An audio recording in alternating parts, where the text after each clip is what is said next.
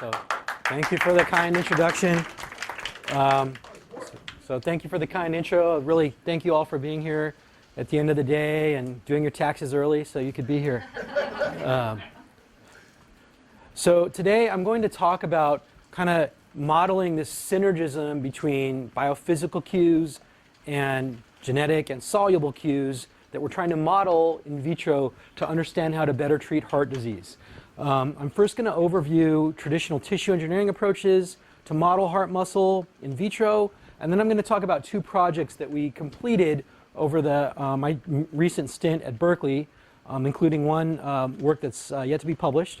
And then finally, I'm going to talk about some of the nascent projects going on in my lab from some of the very hardworking people we have. So the motivation for all the work in our lab is really as follows. We know that preclinical models, our favorite preclinical model typically being rodents, they're good, but they're not perfect. Rodents don't always predict what will happen in patients, in humans in vivo. And therefore, at least in some situations, we have to use human cells with in vitro models. And this introduces a new problem to us because we also know that cells in a dish behave very differently than cells in vivo. This is why animal models are so popular in the first place. So we've drawn inspiration from historical work. This is work from Mina Bissell, but many others have gone along this path of basically taking cells and tricking them with three-dimensional culture and extracellular matrix and other cues into behaving as though they are in vivo. Here, these are breast epithelial cells from mice. When they're freshly isolated, they make milk, and they are contained in these colonies. If they're grown out for about a week on standard tissue culture conditions in glass or plastic, they lose their primary phenotype. They can no longer make milk. They just proliferate. However, if they're cultured in a matrigel, basically a cell-derived mixture of ECM proteins, they're behaving as though they were still in the body.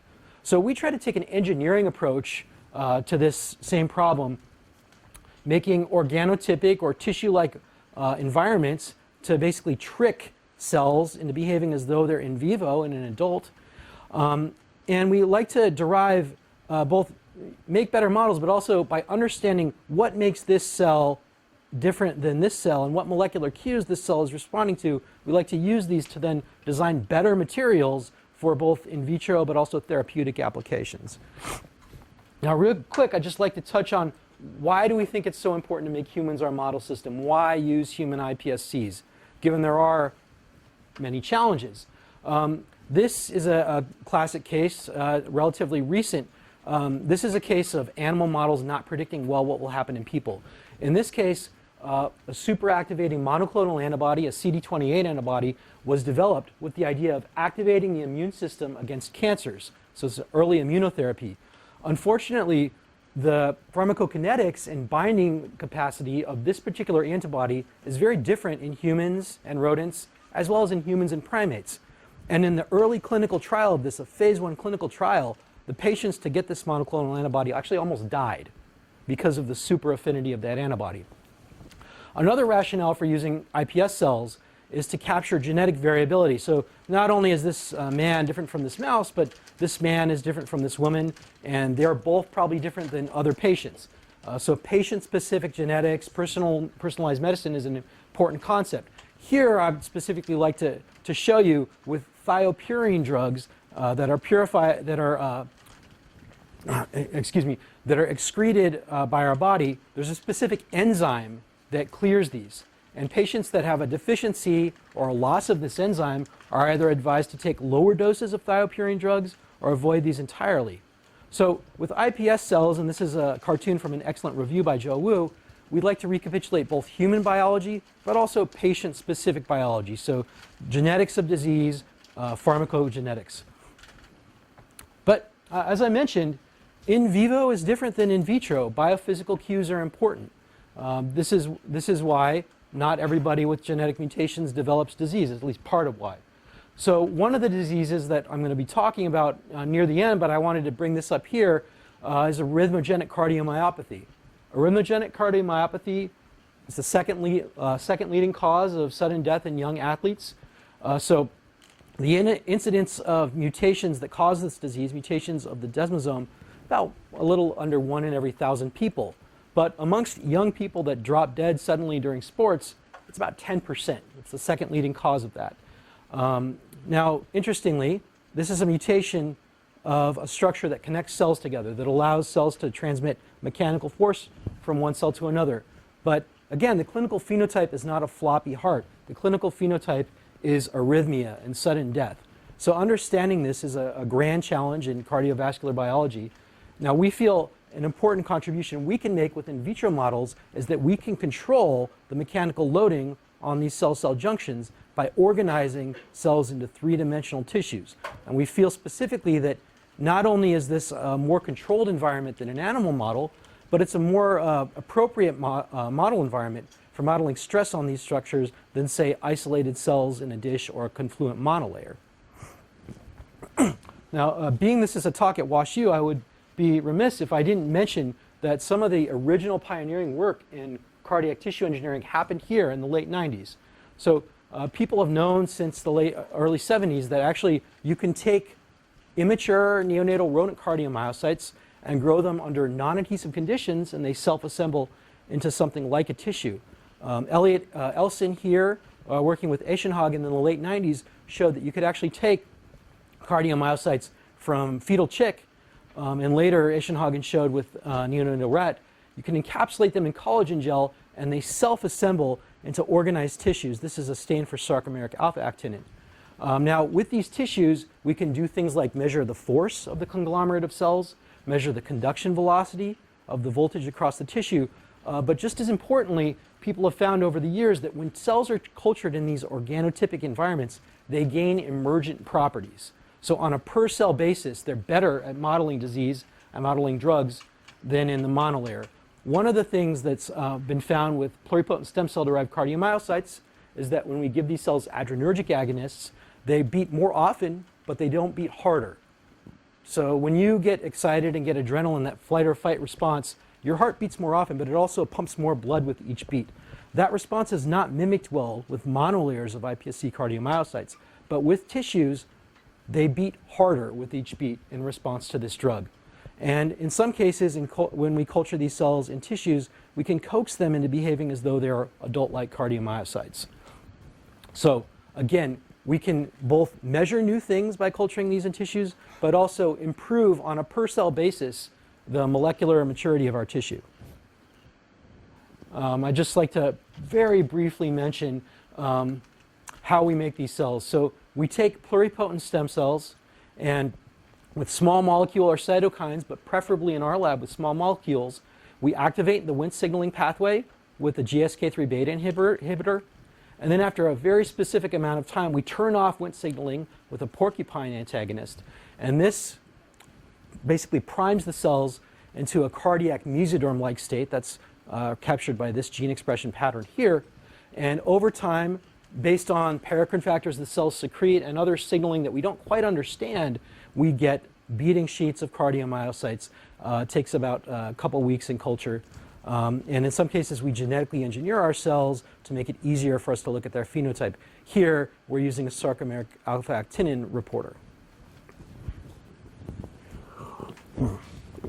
So how do we measure the physiology of our cells? Well, one of the first things I did early on in my postdoc was to recognize a lot of how we check our cells on a day-to-day basis working in a stem cell lab is looking and seeing if they're beating.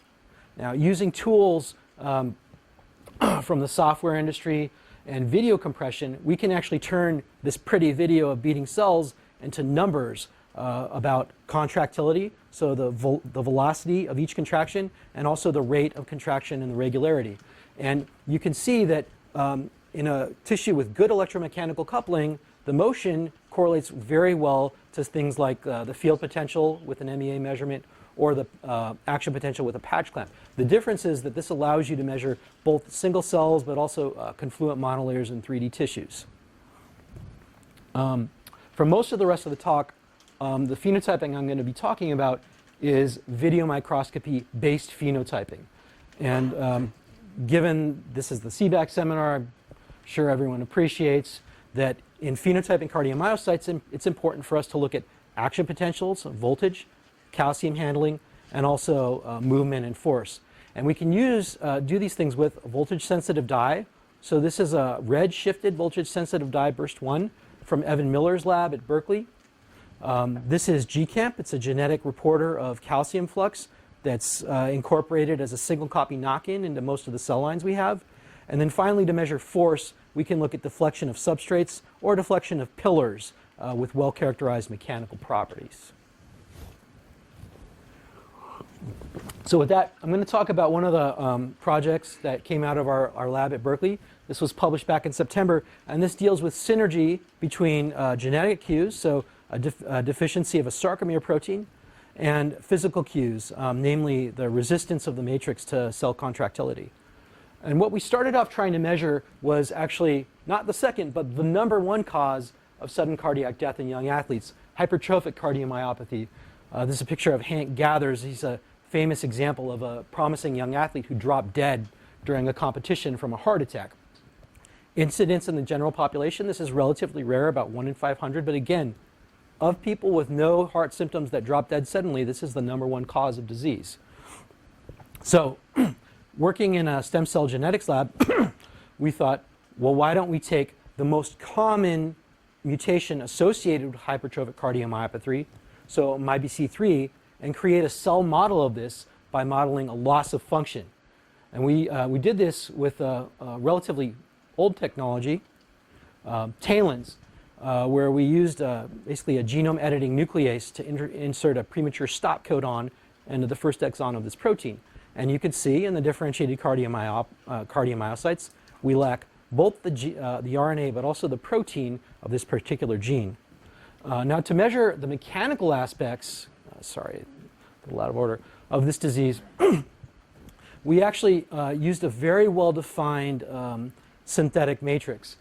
This is a matrix that was formulated by Sang-Mo Koo in the lab of Kostas Grigoropoulos in UC Berkeley Mechanical Engineering. And what you're seeing is a 2-photon laser hitting resin of orsomer, and it's polymerizing only along the line that the laser hits. From an engineering perspective, this is a really elegant, very difficult to design material, just because you have very, very monodispersed fibers, very long, very high aspect ratio. Very difficult to make these with other techniques. But what we can do is control the gauge, basically the width of these fibers. And like strings on a violin or in a piano, what we can do is make them very thick and hard for cells to deflect, or make them very soft and thin and relatively easy to deflect. So the effective spring constant, based on the moment of inertia of these different wires, is shown here. So based on a 2-fold change in diameter, we have almost a 10-fold change in how difficult it is for the cells to deflect these fibers. So we coat these with a thin layer of matrigel, no collagen, no fibrin, and seed a mixture of about 80% iPSC cardiomyocytes and 20% stromal cells. And you can see we can use that motion tracking software to look at motion in the tissue. We can also measure force by looking at the deflection of these beams. So doing this, one of the things we saw, as you'd probably expect, with these tissues, the cells self-organize and start contracting in the direction perpendicular to the alignment of these fibers. Basically, they're contracting in the direction in which they can actually deflect the tissue. And over time, the contraction velocity increases, and the anisotropy of the contraction increases. So over time, they go from contracting in both the y and the x-axis to contracting almost exclusively along the x-axis, as you saw on this last video, and that's quantified here. Again, to get the force, we can look at the maximal deflection of these beams. And one advantage of this system is we can look at both the static force, so the force at rest, as well as the contractile force. And what I'd like you to appreciate from this is, over time, both the static resting force and the dynamic contractile force increase in response to these stiffer fibers, at least in these wild-type cells. Whereas the contractile force doesn't change in an appreciable manner when cells are cultured on these easier-to-deflect fibers. So this is consistent with most other cells in culture, even non-myocytes. Cells adapt their traction force to the stiffness of their environment. Yeah. Questions now or at the end? You can interrupt me with questions if you have. That's a question. Yeah. If I could ask a second question now. Yeah. So the way that you're saying these cells are forming these fibers in that picture that we have there, and using that formula, Yeah. it seems to be very different from the way that the cells were actually forming the fibers. So here they're resisting, in your model they're resisting flexure. Mm-hmm. Let's say your mathematical model is different from your schematic because you actually have this fixed rotation-free boundary condition in your model. So given that this is going to skew your results to say that more aligned fibers, more aligned cells are going to be or actually, let me ask are you worried that's going to skew your results to actually say that the force is increasing when in fact it's actually It's become so I will say it might not be true that the overall force is increasing. There may be an isometric force, along the direction of the fibers, but if it's isometric, we can't measure it. So the force we can measure, the force along this axis, that's increasing. It may have to do with the anisotropy in cell organization, but you'll see here the cells are organizing and contracting preferentially along this x-axis, both with the thin fibers and the thick fibers. In fact, they're more anisotropic on the thinner fibers, right? But we are not measuring a significant increase, at least in the contractile force on the thinner fibers. So it does suggest at least some component of this, probably most of it, is due to more per cell contractility. And the power, though, seems to be really ramping up here. Because the velocity is going, power goes as velocity squared. Yeah. Yeah, we'll get to the power in a few slides down. But yeah, I think a general thing with all these tissue engineered cardiac models is the need to make sometimes sweeping assumptions about how force is calculated. One thing we do have going for us is we can take the same fiber and look over time at it. So what we saw was we took the MyBC3 deficient cells and we looked at them on the thinner gauge fibers. And I'll say, for those of you with a clinical background, the human equivalent of a MyBC3 null, a human with homozygous loss of function mutations in MyBC3, has only been identified a few times in the literature, and it's always resulted in very early neonatal death. So this should be an extremely severe mutation, and we're really not seeing a forced defect phenotype in this in vitro with these thinner gauge fibers. But when we challenge these cells with these thicker fibers, what we find is that both the wild type and the null tissues try to adapt their maximal contractile force in response to the stiffness of their environment. But these MyBC3 null tissues fail to adapt. They fail to raise their contractile force in response to a stiffer challenge. Yeah? So most people with hypertrophic cardiomyopathy mostly have a relaxation defect. It's not so much for contractile defect. Yeah, we'll get to that. Yeah. So we were kind of expecting to see an increase in force naively, but this data is consistent with data from other groups with similar knockout models, including Christine Mummery with shRNA and Beth Pruitt with these same knockout cells. Would there be a difference between heterozygous and homozygous? We didn't use the heterozygote. Beth Pruitt did. She saw a dose-dependent loss of force. But we'll get to that. So we do see, when we look at the power over time and the force over time, we do see contributing to the power on these softer fibers and on the stiffer fibers, the knockout cells do have a faster maximum contraction velocity. So even though they're not contributing more pulling force, they are twitching with more speed with each beat at the maximum speed. They also appear to develop their force and power a little bit faster than the matched wild types, but the decay of the force and the power is a little bit more slow in these cells.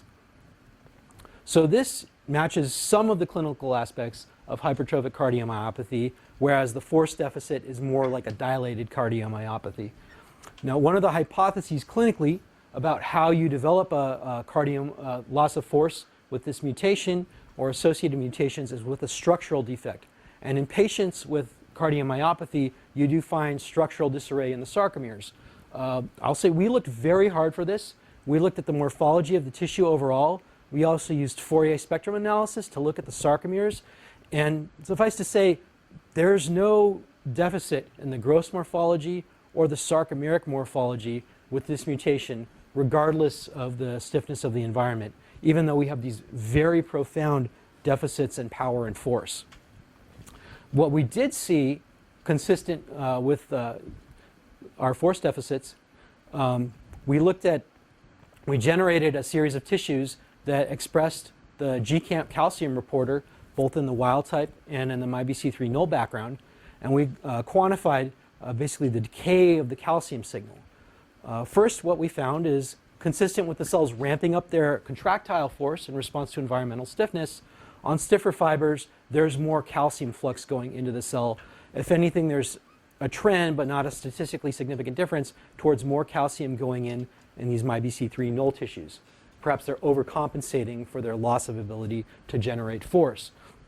However, in the MyBC3 null background, the decay of the calcium transient, which allows the cell to relax mechanically, that's slowed down in these. So the tau 75 time for decay is substantially reduced, both in the 5 micron, these thinner fibers, but also more substantially on the thicker fibers.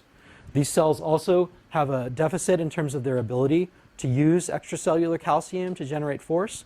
So they require more extracellular calcium to generate the same force as the matched wild-type counterparts. And if we look on a per beat basis, they're much more prone to generating early after depolarization than the matched wild-type counterparts. So this is consistent with clinically these patients being susceptible to arrhythmias. Yeah. So basically, we look at the traces of GCAMP over time and manually flag arrhythmias. Yeah. So to try and at least get at the beginnings of a molecular mechanism at this, I ran a large number of gene arrays. And the striking finding from these was we saw global differences between the null cells and the wild-type cells. But by far, the most reproducible differences between the wild-type and the knockout cells weren't in calcium handling genes, weren't in sarcomere genes. They were in genes associated with epigenetic remodeling. So our biggest hit on our gene array was P300. Again, these are all factors involved in remodeling the accessibility of chromatin to transcription factor access. And P300 expression is consistent with hypertrophic cardiomyopathy in some reports. And this gene hit was backed up by staining for the P300 protein. And the staining intensity, I'm not showing you the numbers here, but basically the intensity of the staining increased in a response to the mutation on the stiffer fiber background. So this is consistent with the cells. Although they have a force deficit, they're mounting a molecular response that's consistent with HCM. And we think with models like this, we can start to study this in vitro. So the conclusion from this part, what I'd like you to appreciate is recapitulating genetics alone may not be sufficient. Even with very severe mutations, we may need to think about biophysical cues in modeling disease. Structural deficits are not always necessary to cause force deficits in heart tissue. And if you'd like to know more about this, you can check out this paper. This came out in September. So now, I'd like to address a minute one of the challenges in the iPSC cardiomyocyte field, namely deriving more mature iPSC-derived heart muscle. This is in microphysiological systems or heart on a chip. So again, I'd like to bring up the idea that to model cardiac disease, we don't just need genetics, we need some kind of biophysical constraint to mimic the cells being in a heart. In this case, our biophysical constraint is inspired actually by heart anatomy. The spacing between parenchymal collagen fibers in the heart is around 150 microns. And you can see the cells would align in this groove.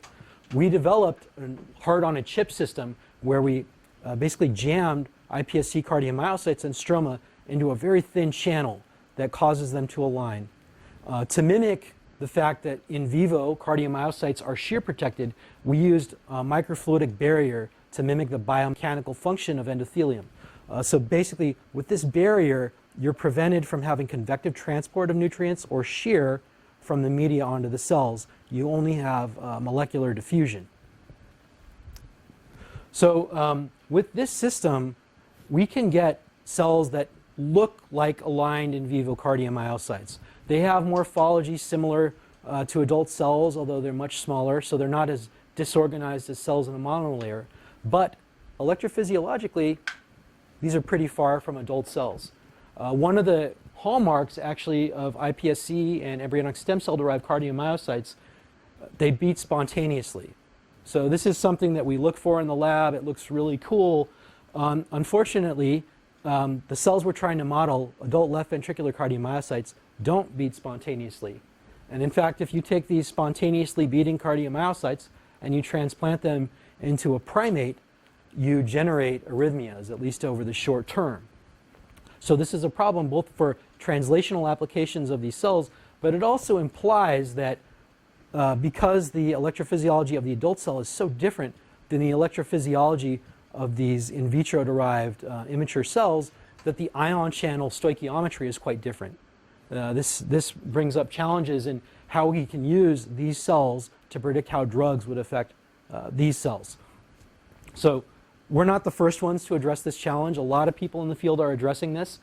We first wanted to address the time scale of these action potentials. As you can see, these in vitro iPSC-derived action potentials are quite long compared to the adult cell counterparts. So people have taken a lot of approaches to this. They've used growth factors, bioreactors, and one of the things we wanted to do was to look at ATP sourcing.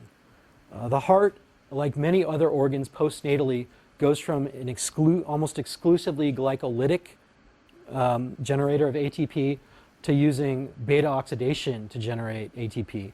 And we hypothesized that by trying to force this switch by incorporating fatty acids into the media of our cells and reducing the glucose source, that we could actually force some metric of electrophysiologic maturation. So to do this, we used a design of experiments enabled screen. I'm not going to go through all the details of this. I'll just say our screening criteria using that motion tracking software were to try to minimize the time spent during each beat. So basically minimize the time between maximum contraction and maximum relaxation, but maintain a high level of beating throughout the tissue. So basically we want to minimize this and maximize the prevalence of beating in the tissue. We identified a number of medias without glucose that could support beating of the tissue while reducing the beating interval, and found that media with a combination of two different fatty acids, palmitate and oleate, and a very small level of glucose, about 10% of what's in the normal cardiac media, support beating to a level that's no different statistically than beating in cells with that standard high glucose media, but with a reduced beating interval. So this is, in words, the media we found from these two sets of design of experiment screening studies. And with this media, we at least dramatically reduce the action potential duration from around almost a little longer than half a second to something that you'd expect more out of an adult left ventricular cardiomyocyte, something on the order more of 300 milliseconds. But there's still spontaneous there. So you can see how this is almost a right angle. About 50% of these tissues lost automaticity. So this is done with pacing at 1 hertz. So it's an important observation. That's why we circled the lead current. What we found in a monolayer format, and this was kind of a surprising finding, there was no significant difference, not even a trend towards a significant difference of this fatty acid-based media lowering the action potential duration. So at least in this genetic background, you really need the combination of 3D and this particular metabolic environment to reduce the action potential duration. And I will say, in follow-up to your question, none of the monolayers I've ever tested with this genetic background lose automaticity with this maturation media. If you completely deprive them of glucose, then you can maybe induce that, but there's questions about what you're doing to the cells then. So there's many reasons why you would reduce the beating interval of the cells and the action potential duration, and some of them involve toxicity. So we looked then at the inotropic function, the contractility of our tissues. We used that same Fourier analysis to look in detail at the sarcomeres in immature versus fatty acid matured tissues, and found no significant difference, not even a trend towards one. We then used our force measurement pillar system to measure the inotropic response of our tissue to extracellular calcium and to the adrenergic agonist isoprenolone. And what we found was that although there's no significant difference in the force generated, the force per area, so the stress generated by this tissue at physiologic, superphysiologic levels of calcium that we typically use for these in vitro assays, at low levels of extracellular calcium, the matured tissue is a little bit better at generating force than the untreated counterpart. This green bar represents the amount of force that's been measured by Brandenberger in adult human heart slices. So,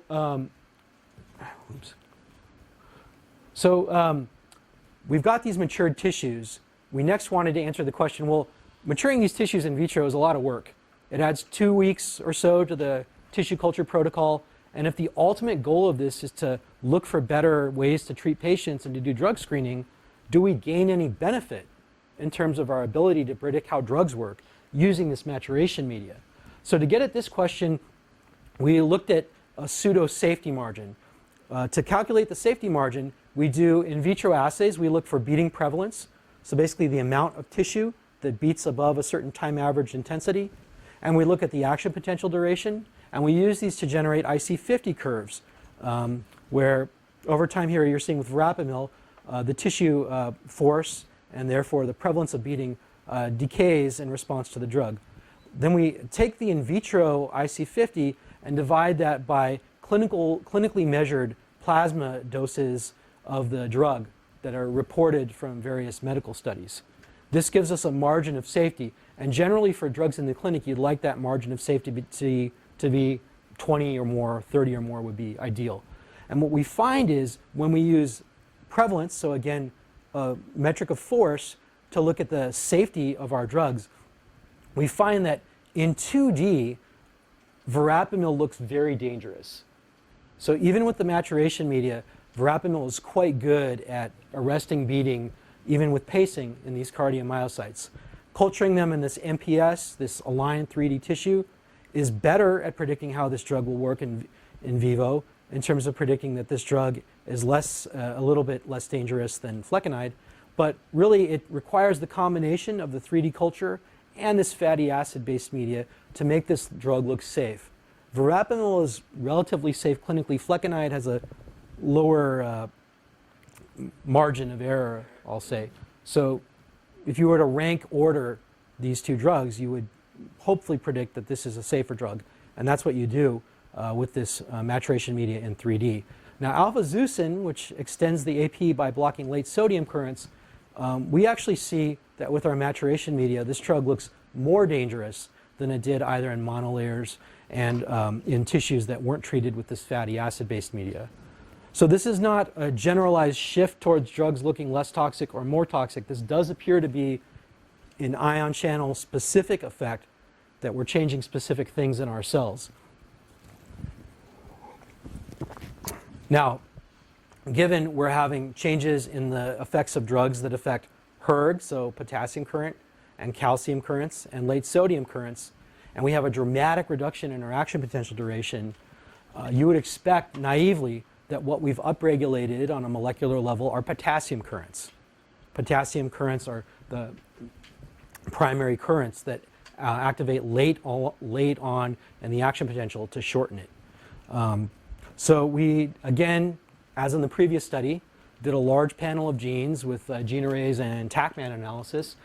And we found actually, even though the tissues lose automaticity in many cases, there's no significant difference, not even a trend towards a difference with HCN4. There's no trend towards a difference with major genes affecting potassium currents. The only major change we saw was a dramatic upregulation of sarcolipin, which is expressed in atrial cells. So this didn't really give us a lot of guidance.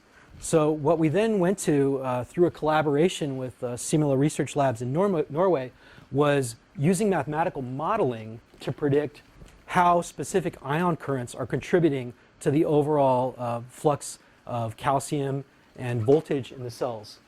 So at WashU, I'm sorry to say that the model they used for an adult cell wasn't one of the Rudy models. They used the Ten-Tuscher model, but they used the Pachi model to model the ion channel composition and the current flux of an immature iPSC-derived cardiomyocyte. This software, this algorithm is published in Scientific Reports last year and allows you to, at least on an initial run-through, predict from the overall morphology of the AP which currents are upregulated and which currents are downregulated. So we used this software on our matured tissues, and actually it was very gratifying that, consistent with our data on gene expression, we did not see a change in the absolute flux of either hERG or IK1, the major potassium currents in the cells. We do see with the maturation media depression of the sodium-calcium exchange current.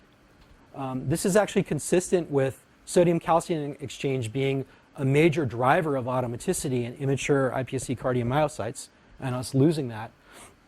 And we see the model has terms that basically account for intracellular calcium diffusion, or the consumption of calcium that's getting taken up at the sarcomere. And we see a dramatic upregulation of this term.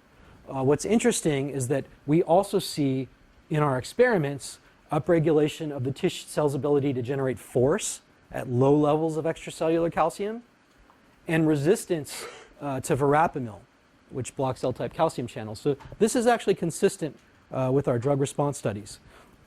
Now, when we take these models, we can look both at the net flux of currents, but we can also look at the temporal profile of each current.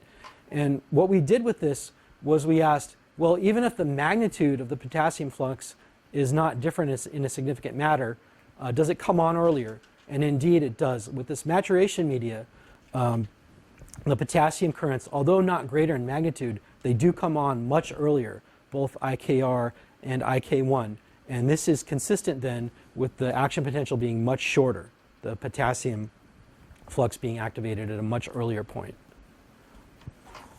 So this is obviously not the same as doing patch clamp experiment. These are things that part of why I came here was to have the opportunity to do things like that. But I believe this is a very powerful tool that we can use to almost screen, in a way, for ion channel effects underlying global effects on action potential, especially when we're unsure of which currents may be affected. Are you implying that there's a single solution here? This is this solution is most consistent with our data, but there's other models that can produce this. Because you call it upregulation, but really what you're doing is just asking what can you fiddle around with in the model that gives you what it looks like. Right, Okay. right. Yeah, and unfortunately, actually, these are readily measurable. This quantity is much more difficult to measure.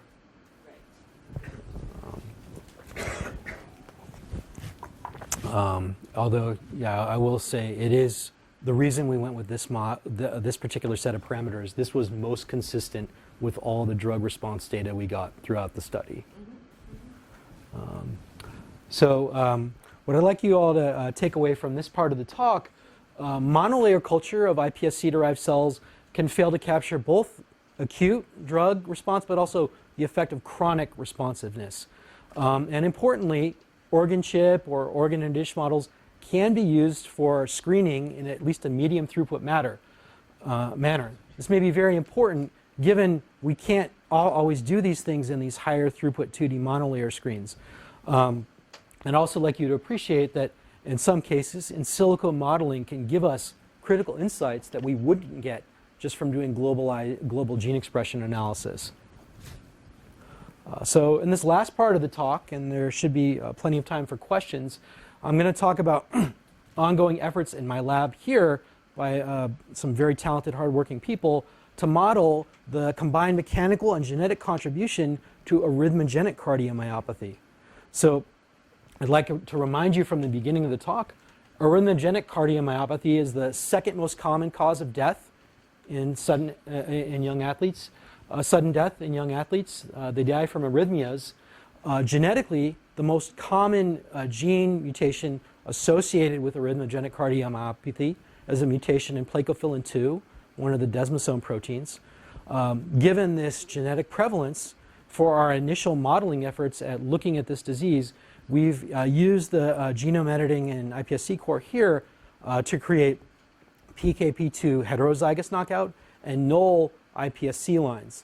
And a lot of the design work for making these knockout cells that we now have in my lab was by Molly Munsell, a very talented RA. We're combining then these genetic cues with mechanical and biophysical cues. And basically the biophysical cue, we assume that if the tissue is pinned on either end to the substrate, and I'll show you in a second why we think this is the case, that basically the farther we move the ends of the tissue apart, the more preload will be developed within the tissue as it compacts. Okay? So we naively expect that the wild type cells will require more pre-stress to develop a phenotype based on loading of the desmosomes than these prone counterparts. Now, the reason we want to do this, we're not just interested in the molecular mechanism, that's important. Clinically, patients that have arrhythmogenic cardiomyopathy are basically told to avoid strenuous exercise and avoid sports. We would like to be able to model the effect of exercise on these tissues in a dish to be able to discover drugs that you could give to these young patients that allow them to start living a normal lifestyle. We're certainly not the only ones to want to do this, but we think that this combination of the genetic and the biophysical cue will be important to modeling this. So the system we're using to model this is a system I developed at the Gladstone Institute. It's a very simplified tissue model. It doesn't have 2-photon polymerized fibers. It doesn't have microfluidic components. We have a microfabricated stencil in the shape of a dog bone. And when we seed cardiomyocytes and small numbers of stromal cells into it, we get spontaneous assembly of contractile tissues. So this is that motion tracking software. And we can measure both the contractile rate, the contractile velocity, and we can look at the conduction of voltage and calcium dyes going across these tissues. On a microstructural level, these things look a little bit like papillary muscle. These are scanning electron micrographs, Helmholtz confocal micrographs showing you nice organized sarcomeres. Again, this is done just with the mold and putting the cells in the mold on tissue culture plastic, so likely more feasible to do this for screening than some of these more elegant but very challenging to make models. And although these are small, we can microdissect these out of the dish and mount them onto force transduction apparati and do many of the same biophysics assays that are done with adult cardiac cardiomyocytes and fetal cardiac tissues, including the Starling response. So as we stretch these tissues out more and more, they twitch harder and harder against the force transducer. They have an inotropic response in response to isoprenolone and calcium. And if we leave them in the well and use this motion tracking software, they have a similar resistance to verapamil as these microfluidic tissues. So simply organizing them gives us a very reproducible, from batch to batch, resistance against drugs that are relatively safe clinically. Skip this. What we're working out in the lab now is how to instrument these tissues with sensors. And this is one slide. It represents about 6 to 8 months of very hard work from very hardworking people in the lab. What we've done is figured out ways to graft these tissues onto soft rubber substrates so that we can get not just the contractility, but actually the power and the force developed by them. In this case, they're deflecting a thin layer of beads in a soft substrate. And we're also working our way towards growing these on microelectrodes arrays so that we can do non-optical and continuous monitoring of these. This is work by Mimi Guo. This is work by Daniel Simmons, two very talented and hardworking students in the lab. And in summary, I'd just like to mention our ongoing work. We expect that by grafting these cells to substrates with well-characterized mechanical properties, we can control the afterload, basically the stiffness of the substrate resisting their contractile function, and the preload, based on controlling the geometry of the tissues, but also, now that they're on substrates, we can stretch those substrates actively to apply maximal loading on desmosomes. Mimicking the genetics of this disease by taking genome-edited cells and, in the future, patient-derived cells will allow us to model molecular susceptibility to this loading. And we're, with help from Jean Nerbonne, Jiamin Cui, John Silva, and others, we're looking at the pharmacology and molecular phenotype of these ARVC, or arrhythmogenic cardiomyopathy, prone tissues. So with that, I think we still do have a bit of time for questions. There's a large number of people to thank. I'll just thank Bernice, my co-author on the maturation media study, Kevin, my PI from Berkeley, Zen, the lead author on the MyBC3 knockout studies. He's now an assistant professor at Syracuse. The team at Similar Research Lab in Norway. Also like to thank my lab here. Daniel, Molly, Brennan, and Mimi did the majority of the work on the heart muscle you've seen, but there are another number of other hardworking students in the lab. I'd like to thank all my colleagues and mentors here, and funding sources are CERM and NIH for the work at Berkeley, and SciMed, and I'm happy to say the American Heart Association for our work here. So I thank you all and happy to take any questions.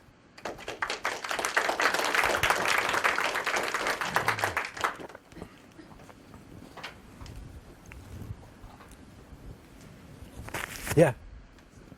I think a surprise to me today, as an outsider in this Yeah. field, is seeing this strong relationship between metabolic function Uh-huh. and ion handling. And just broadly, how does metabolism? What's going on? Is it chemical? Or is it just does the cell eventually need to provide more energy to develop a mature synaptic channel? We were hoping to learn more from the gene expression data, but maybe Dr. Nerbonne has some ideas. This is part of why we've developed these more simplified systems, is because questions like that lend themselves to needing to look in a very unbiased way at a large number of samples. We don't know. I can speculate the mitochondria are sensitive to the pH. Ion channel distribution is going to have to do with cytoskeletal polymers and how those are assembled. But we're not. Have more mitochondria in those cells? We haven't measured that. I mean, that's something to look at as a first pass, right? Whether you do have more, and whether they look different, and whether fusion and fission are all. I mean, there may be a lot of changes that go on. Also, arrangement of mitochondria might be different, because normally they're located at Mhm. Mm-hmm. Yeah. Hopefully we'll be interesting results.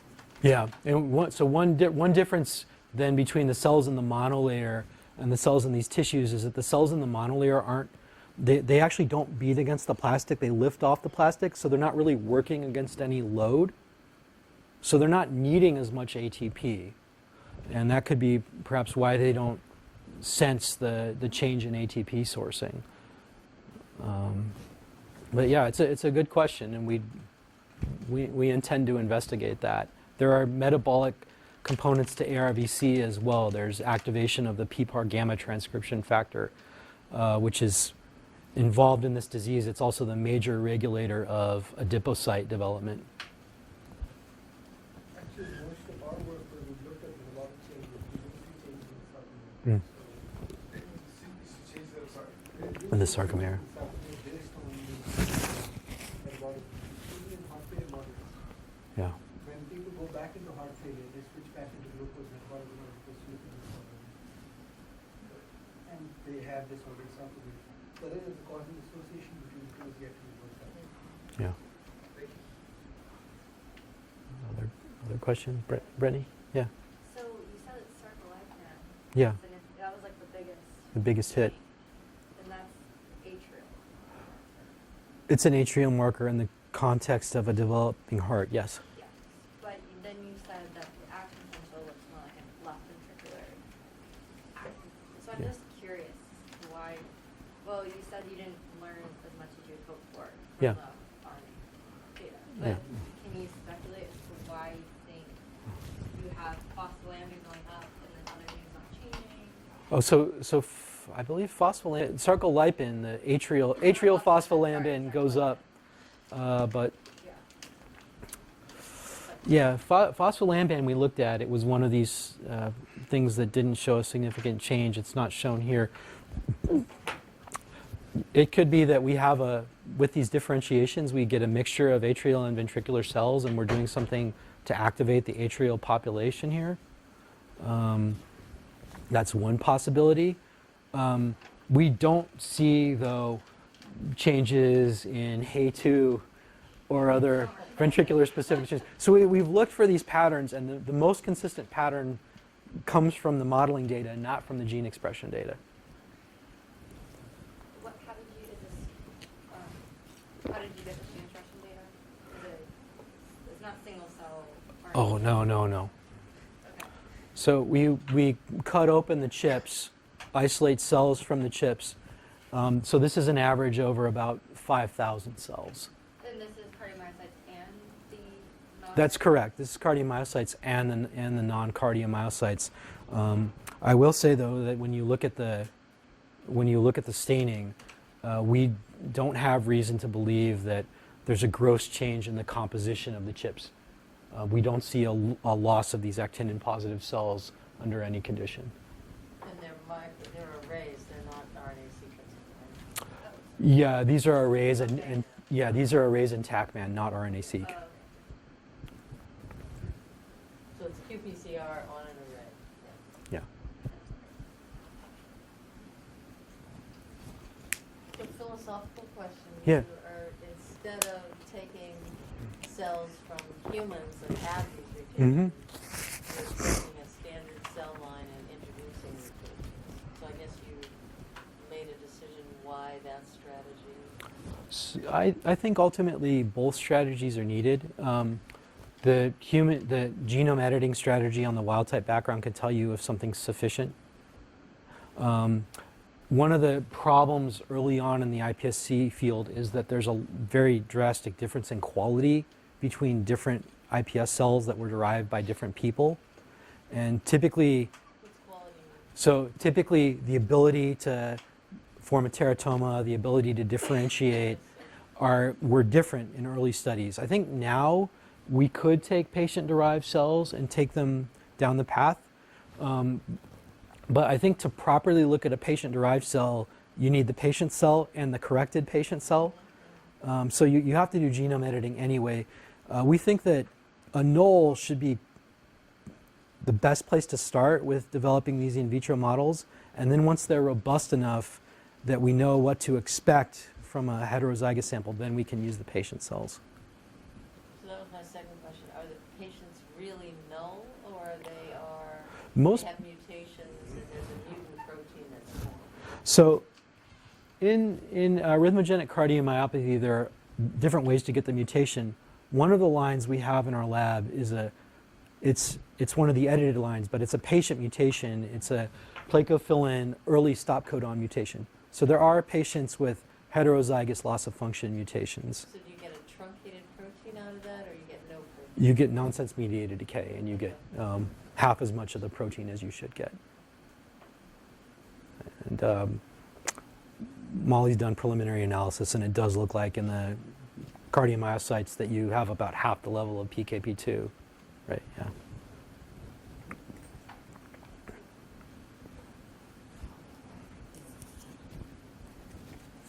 Okay, thank you all.